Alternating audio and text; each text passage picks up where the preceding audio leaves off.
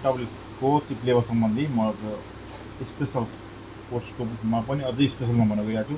Laptop technician भाइ बहिनीहरूले अब दाजुभाइ भनौँ न उहाँहरूले चाहिँ अब इन्जिनियरै भनौँ चाहिँ इन्जिनियरले गर्ने यो काम त होइन चाहिँ नर्मल होइन डिसी मेसिन हटगन अब डिसी मेसिन यो होइन डिसी मेसिन नर्मल आइरन अनि एउटा हटगन एउटा डिसी मेसिन यो सरी यो हटगन एउटा आइरन एउटा नर्मल बास मेसिन यति चलाएको हुन्छ। तर डिएसओ त्यसलाई डिएसओ भन्छ होइन अक्सिलेटर पनि भन्छ।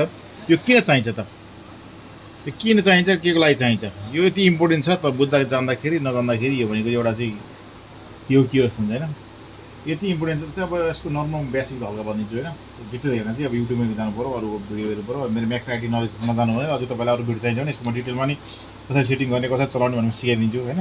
अहिले चाहिँ नर्मल म भन्न गइरहेको छु। जस्तै अब सुरु अवस्थामा के गर्ने भन्दाखेरि जस्तै हामीले कहिलेकाहीँ के हुन्छ भन्दा यसलाई यहाँ ग्राउन्ड तलको ग्राउन्ड हो यसरी ग्राउन्डमा चिम्टे चिप्ने अनि यो माथिकोले यसलाई छुइदिने यसो गरिदिने अनि यहाँनिर भनेको अट्टु गरिदिने भने यसले आफै च्यानल मिलाउँछ यहाँनिर हामीले कहिलेकाहीँ यसरी बराबरी आउनुपर्छ। यो यदि बराबर आउँछ भने एउटा घुमाउने छ यहाँनिर घुमाउने दिएको हुन्छ यसमाथि एउटा पेचकस दिएको हुन्छ त्यसले घुमाएर मिलाउने हो। यो चार रेक्टेङ्गल हुनुपर्छ ठ्याक्कै चारपट्टि हो। यति भएपछि भनेको हामीले अलरेडी यहाँ ग्राउन्ड चाहिँ तार यो रातो तार चाहिँ हामीले ग्राउन्ड चाहिँ यहाँ लिएर यो डिस्ट्रिब्युसन जोडेको छौँ किनभने यहाँ ग्राउन्ड दिनु नपरोस् भनेर डाइरेक्ट बोर्डमा हामीले यसरी बोर्डमा यसरी चेक गर्न सकिन्छ हो। अहिले हामीले केमा लगाएको छौँ यहाँ 10x 1xमा छ यसको पनि बारेमा म पछि भन्दा होइन 10x 1x भनेको अब यो डिसी मोडमा हामीले चेक गर्दाखेरि जस्तै अहिले मैले च्यानल 1मा चाहिँ लगाएको छु यो हो। च्यानलमा के हुन्छ हाम्रो डिसीमा हुनु पऱ्यो यो मेन अनि यो 1x हुनु पऱ्यो अरू नर्मल छोड्ने हो। अनि यो चाहिँ हामीले चाहिँ एसी मोड पनि हुन्छ 3टा मोड एसी मोड ग्राउन्ड कुन भन्छ अब एसी मोडमा भनेको हामी क्रिस्टल चेक गर्दाखेरि आरटिसी क्रिस्टल चेक गर्दाखेरि गर्छौँ यहाँ नर्मल यसलाई छोड्ने। अब अर्को भनेको मेजर हामीले मेन चाहिने मेजरमा के छ हाम्रो एभरेज हुनु पऱ्यो सुरुमा च्यानल 1मा होइन। अर्को भनेको यसमा राइज हुनु पऱ्यो अब त्यत्रो छेडिनु पर्दैन। अब हाम्रो यहाँनिर बोल्ट कति बोल्ट दिने त यसले बोल्ट बनाउँछ होइन। मैले जस्तै मैले अब यहाँ 2 बोल्ट एक खानाबाट एक खाना भन्छ क्या स्टेबलमा वाइ एक्सिस र एक्स एक्सिस भन्ने हुन्छ एक खानाबाट 2 बोल्टमा पारेको छु मैले 5 बोल्ट जति धेरै बोल्ट चेक गर्नुहुन्छ यसलाई जति बनाउनु सक्नुहुन्छ होइन।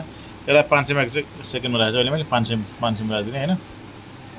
यतापट्टिको लिएर यतापट्टि घुमाउँछ है यहाँ 500 बनाउनेलाई हो यो 2 बोल्ट पारेको छु। जस्तै मैले यसले के गर्छ त भन्दाखेरि डाटा क्लक जस्तै अब यो ल्यापटपमा के समस्या छ भने होइन प्लिकको अन हुन्छ अनि बन्द हुन्छ अन हुन्छ बन्द हुन्छ कहाँ समस्या डिस्प्ले लगाएको छैन होइन 1 भएर पनि पक्रिँदै बस्दैन होइन। जस्तै मैले यहाँ हेर्ने 19 मैले भोल्ट लगाएको छु 5 एम्पियर दिएको छु अन गरेँ भने डाइरेक्ट के छ 384 एम्पियर खायो ड्रप भइहाल्छ बनाइहाल्छ है। यतिखेर सुरुमा कुन भोल्टेज मिसिन्छ त कुन अगाडि कहाँ सर्ट छ त कस्तो अवस्थामा चाहिँ यो ड्रप भइरहेको छ के अगाडि सर्ट छ कि हो त्यस्तो अवस्थामा अब यो नर्मल मिटरले अब हामीले नर्मल मिटरले त भोल्टेज चेक गर्छु यसले भनेको कस्तो भएर चेक गर्छु भने यसले ड्रप हुने न भोल्ट चेक गर्छ जस्तै 3-5 होइन 3-5 भोल्ट 3 भोल्ट होइन यहाँ बढिरहेको छ नि 5 भोल्ट 3 भोल्ट जस्तै अब बासको खुट्टाहरू यो किनभने अहिले कति छ 3.3 यस्तो अवस्थामा अब ऱ्याम भोल्टेज हेर्नु यहाँ ऱ्याम भोल्टेज के छ मेसिन चाहिँ बनाएको छ नि अब ऱ्याम भोल्टेज चेक गर्नलाई अब नर्मल यो मिटरले भ्याउँदैन त्यतिखेर यो किनभने ऱ्यामै प्रब्लम छ होइन। त्यसले गर्दाखेरि अब डिएसओले यसरी लिएर हेर्ने भने यहाँनिर देखाउने भने उहाँनिर हेर्नु एकातिर डाटा बनाऊ अर्कातिर के छ भोल्टेज बनाएको छ ड्रप भइसक्यो यहाँ मैले अन अफर अन गर्छु के हेर्नु यहाँनिर 1.12 भोल्ट बनाऊ हो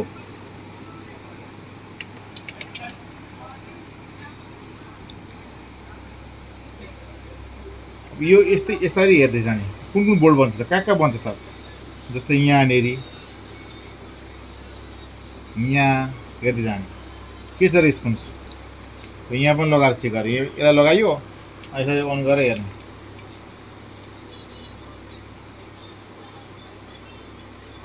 कति मिलिभोल्ट बनिरहेको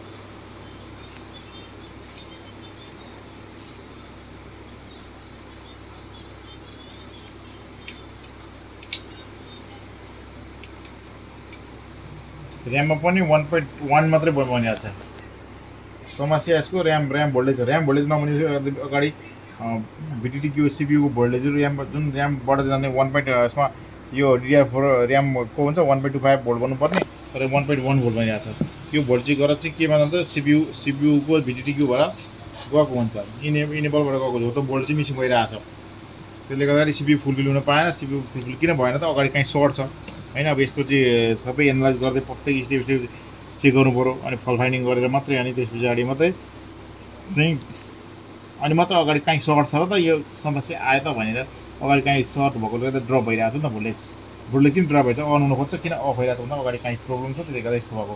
यो भनेको क्रिटिकल केस हो, एकदम ठुलो केस हो यो। यस्तो केस भनेको चाहिँ कमै आउँछ होइन, म्याक्सिमम् सिपी पनि उडेको छ कि भन्ने पनि हुन्छ, किनभने ऱ्याम सेक्सनमा सर्ट भयो भने ऱ्याम आइसी सर्ट भयो भने ऱ्याम आइसी भेट्दा नि भएन, सेक्सनमा सर्ट भयो भने सिपियु हानिन्छ, सिधै सिपियु हानिन्छ।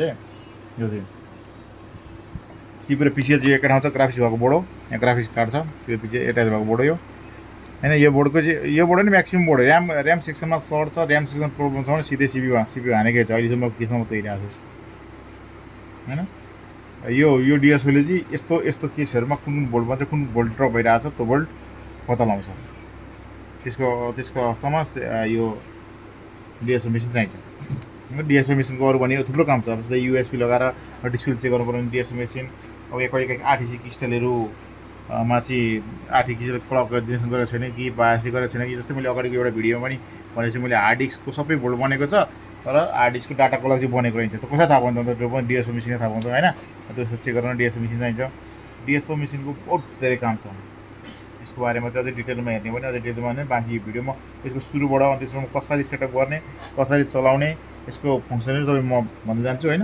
अहिले चाहिँ अब तपाईँ यति भिडियो हेर्नुहोस्, यसको म फल्ट फाइन्डिङ गरेर समस्या सोल्युसन गरेर म सेकेन्ड पार्टमा हालिदिन्छु। अहिले चाहिँ मैले तपाईँले मात्र देखाउन खोजेको यसको समस्या कहाँ छ भने, किनभने यसको ड्रप भइरहेको छ नि त, जस्तै अन हुन खोज्छ। यहाँनिर के छ, ल्यापटपले के छ 374 भनेको झन्डै अन भएको त्यतिको नि त, हुन त यहाँ बत्ती पनि बोलिरहेको छ होइन। त्यसले गर्दाखेरि ल्यापटप यो भनेको यो अवस्था भनेको जस्तै आरटी सेक्सन होइन, 1.05 बोर्डको सेक्सन म्याक्सिमम् बनिसकेको अवस्था हो यो। त्यसले गर्दाखेरि अगाडि चाहिँ काहीँ सर्ट छ, अगाडि प्रब्लम छ भने यस्तो केस आउँछ। यो यस्तो फल्ट फाइन्डिङ गर्न धेरै गाह्रो पर्छ ल्यापटपले। यस्तो केस सोल्युसन स्टेप सबै भोल्टेज चेक गर्नु पऱ्यो, त्यसमा सिपियुमा आएको भोल्टेज प्रत्येक भोल्ट चेक गर्नु पऱ्यो, काम मिसिङ छ, कुन भोल्ट ड्रप भइरहेको छ कि सर्ट छैन ड्रप भइरहेको छ, मतलब यसलाई पर्याप्त मात्रामा भोल्टेज नपुगेको कारण, सिपियुलाई पर्याप्त मात्रामा भोल्टेज नपुगेको कारणले गर्दाखेरि अगाडि रन दिन सकेको छैन, र अगाडि भोल्टेज काहीँ ड्रप छ, ड्रप स्याटो चढ्नु भइरहेको छ है त। ल यसलाई दिने, बाँकी कुरा अर्को म सेकेन्ड पार्टमा बनाउँला।